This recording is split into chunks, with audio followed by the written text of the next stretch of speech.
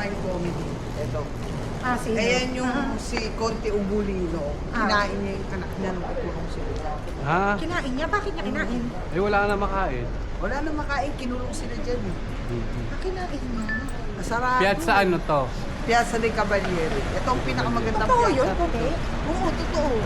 Bebe, dito kami. Alpay na History yun. History yun. Asa Divine, may isang ano na dedicated sa ano, sa Divine Comedy. Kung mabasa mo, ito mismo ano na to. Ayan o, tingnan mo. Pagod yan na. Medici eh. Oh. Ayan, So bagay mas ganda. magaganda sa Rome. Hindi, syempre. Pero itong ganito, walang ganito sa Bologna. Sa room na, hindi pa namin ikot lahat dun. Walang ganito sa Bologna kasi ang ano rito, ayan o, tingnan mo yung katedrale oh.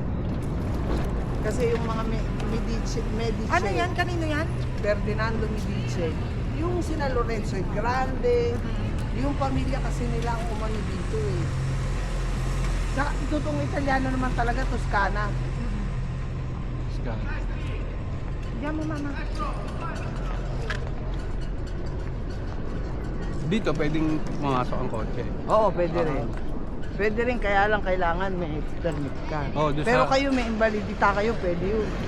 Sa room, ano eh, alas 6 pa ng gabi. Pasok ka check. Nag-ano siya, oh.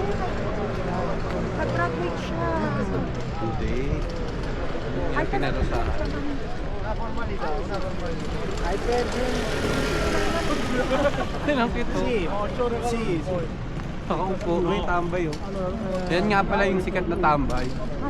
Ayan o, naghihintay ng tagay siya eh. Saan? Si Chumario, bakit na? Oo, di ba kasi yung kapitan niya? Bakit na naman sa court? Ayan. Ano ko dito? Siya yung sikat na Mostra lang tambay. yan. Mostra lang yan ngayon. Wala yan dati.